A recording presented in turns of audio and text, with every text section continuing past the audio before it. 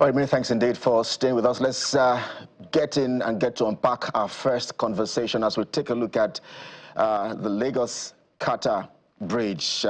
Many of us here, residents in these states, have been, we're surprised to see the news of the Minister of Works, Engineer Dave Umahi, saying that the bridge is irredeemable. In fact, some have said that he has been quoted as saying that the bridge is no longer structurally viable. Well, who else to unpack all of this for us than the rep of the minister in Lagos, the controller of works, Engineer Keisha Olukorede, who joins us live on the program virtually. Thank you indeed, Engineer Korede, for agreeing to talk to us. For many Nigerians, when we look at how much has perhaps been earmarked, I think about 3 billion naira for these projects, what we are saying or what's on our minds is they have come again. But tell us why you think this bridge is no longer structurally viable, according to the minister. Good morning, and thanks for having me. You're welcome, ma. Go ahead, ma. You will agree with me that any engineering project has a start and finish date. It's not a date that the project has a lifespan. Let me put it that way. So this bridge is one of the oldest bridges, the oldest, it's not even one of the oldest, of the 3 bridges that connects the mainland to the island.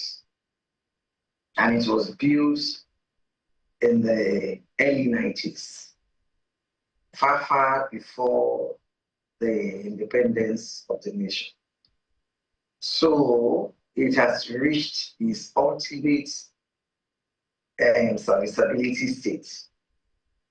And so there is need for us, especially due to lack of maintenance.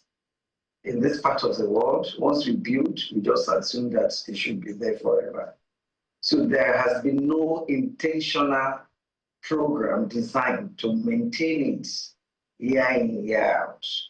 And so as a result of that, you have some of the pies, there's 1 or 2 disconnects.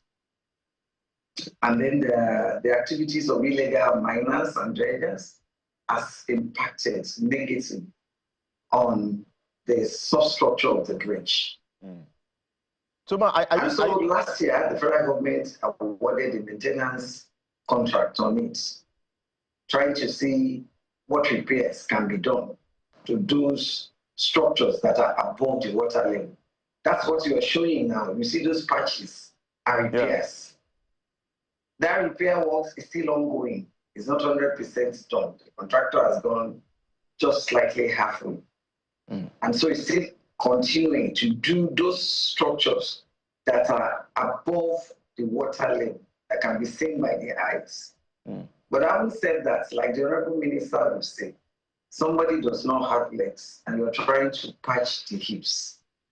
That's the situation we find ourselves in the Qatar Bridge. And because this government, this Ashrafi government, in conjunction with the indefatigable Honorable Minister of Works, David Umahi, they are proactive.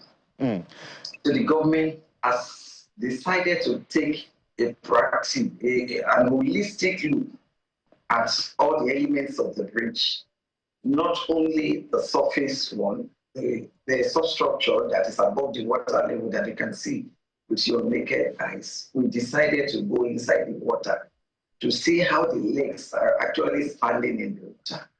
And we discovered some out of place things that made us to know that that bridge needs urgent attention. And that's what we are doing. I just wanted to confirm from you, Engineer Korede, that so you're telling us that the bridge will be pulled down completely? The bridge will be, well, before it's pulled down, we're considering the option. Federal government is considering the option of doing a new one. When we looked at the cost of repairs, it's almost like doing a new one. So the government, being the government of the people, He's now trying to see the options on the table. And that was why the Honorable Minister himself came last week. But the tide was so high, we were on the water, on top of that water for about 2-3 hours. But the tide was high at that moment. And he promised to come back. So that the reports, there's a subsisting contractor on that job. So the contractor gave his own report. We engaged another independent marine engineers to look into the report of what JB gave. So it's the two reports that he wanted to see for himself so that he can advise the federal government. But that day, the tide was so high and he promised to come back. So 2 independent reports before us now is saying that that bridge needs attention. And federal government is in the process of giving it the attention it deserves. The inference I'm drawing from what you're saying, madam, is to the effect that that bridge is literally going down, because you have said on one hand that, the reason I said on one hand, you have said the bridge, the money that has been spent in maintaining and managing it is almost as high as, doing a new one. And as the nuances from the report also suggest to that effect. So let's begin to look into the future and realistically and prepare the minds of Lagosians and Nigerians, because that connects the mainland to the island apart from the 3rd mainland bridge. And whatever happens to Qatar Bridge... It's just one of the bridges. We have 3 bridges in Lagos. And by the time we're going to even pull down that one, we will have built a new one, then we can bring that one down. It does not necessarily have to follow this existing alignment. So it may still be in use, but with the reduced use, now we can reduce the capacity to maybe 50% while we're doing a new one. And once a new one is done, then we can dismantle this one. Yes, I suspected that that's going to be just like we have the 2nd Niger Bridge. And the old one was there and the new one was built. So the new one that will likely be built, because somewhere in my head I know something is going to happen in that direction, when I do not know. Has it started already? Is it in the works? Or which area? Is it still around where this particular one is?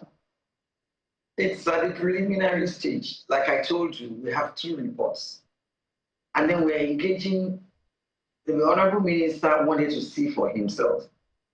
And then we're engaging a 3rd person. The thing is inside the water.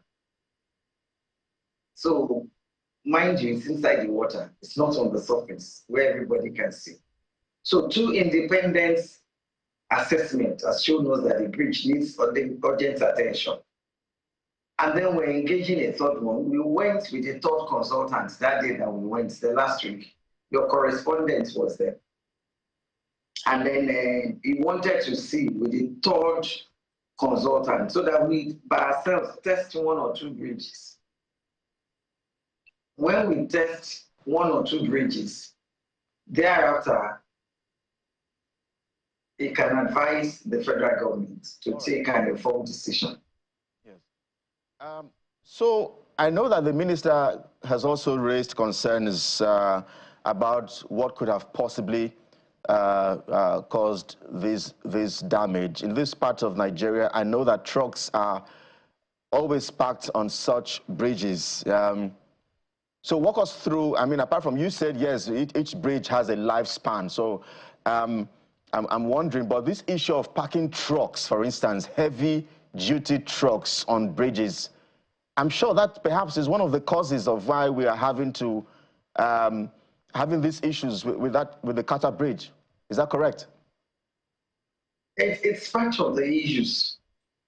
Just like when you say factors of production, it's not only one factor. It's not only nearness to raw materials. There are other factors that will make you cite an industry where you cite it. Okay. So the same thing is applicable here. It is not only as a result of lack of maintenance, but the dead load too is a possibility, because bridges are not designed to accommodate static loads. They are designed to accommodate dynamic loads. So when you turn a bridge or a road that is supposed to have life load, dynamic load, moving load, you turn it to a truck park or car park. This may be one of the after effects of that. So confirm for us the amount of money that will be used for these projects. The minister has been quoted as saying that about 3 billion naira will be required to perhaps rehabilitate the Qatar Bridge. Is that true? Well done. You just helped me with the answer. Okay, because I know that you have been practicing for quite a long time. I'm sure you're nearing your retirement. So from our last conversation that we have, so you have experience. Give us a figure as to how much are we looking at here? Because when it has to do with infrastructure. My honorable minister too is an engineer and is a well-informed one, a well-grounded one. So Absolutely. if he had given you a figure, you want me to come here and say it's not so.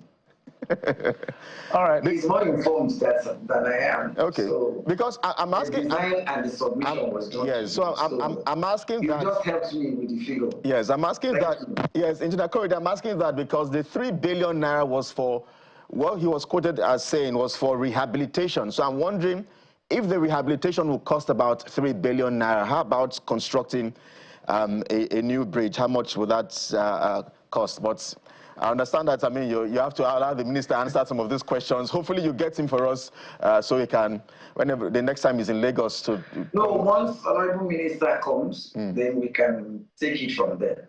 All right. You can ask me, yes. All right, no problem, Engineer. I'm not permitted to talk about money. Not a problem as we begin to wind down. Well, when it comes to these monies and quotes, as far as contract is concerned, it's always a very controversial issue. But when we get to that bridge, I'm sure we'll cross it. But before we let you go, Madam, I wanted to find out from you what you and the federal government is doing about the state of open defecation on median of our federal roads. You've been to this office a couple of times. You've been with us right here in the studio. The median on this between the Lagos-Ibadan Expressway is, in fact, is for public. I don't want to mess people's breakfast up, but you understand what I'm. In fact, right now there's good vegetation because of manure in that place. On one hand, the other hand is, I discovered that the median itself holds water when it rains. So help us make sense of these two situations before we let you go.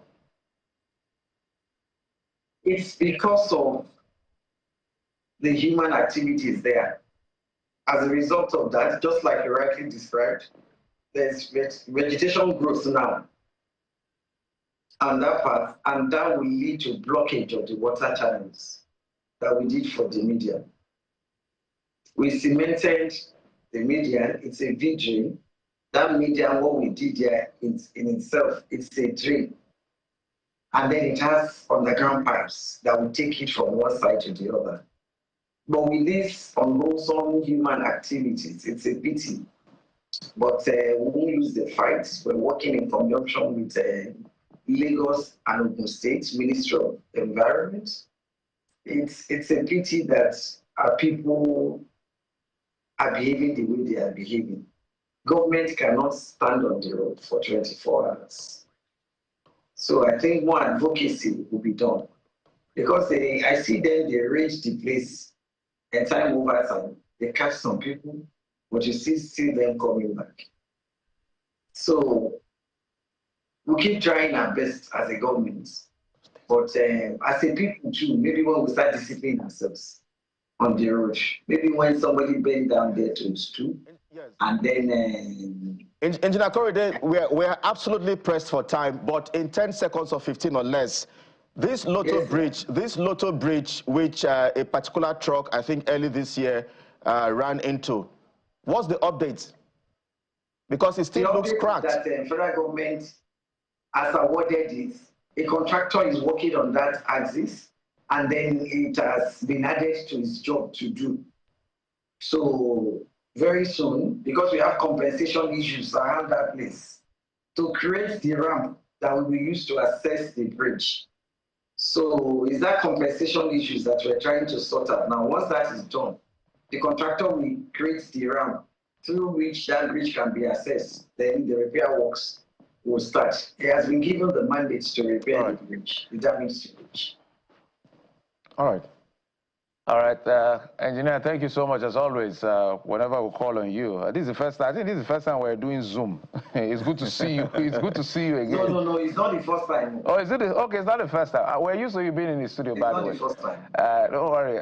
I had to bring up that issue of the media. Maybe I'm going to snap the pictures and send to you so that maybe there has to be a CCTV in that area to save us from the embarrassment we get to see.